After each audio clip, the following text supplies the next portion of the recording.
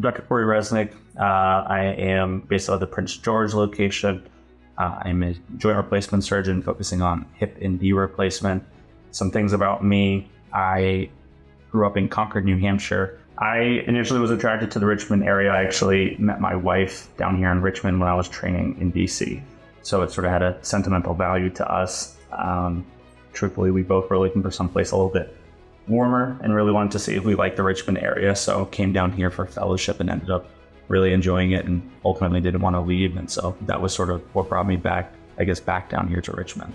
Some things about me: I have 2 young boys that essentially occupy all of my time when I'm not working.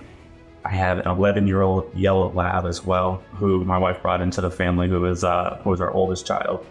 And essentially, when I'm not taking care of them, I try to watch as much sports as possible. I'm a big New England sports fan. Pretty much everything: Red Sox, Patriots, Bruins, Celtics, and just sort of all college football. So when I'm not here, it's basically family life and then trying to catch as much sports as I possibly can.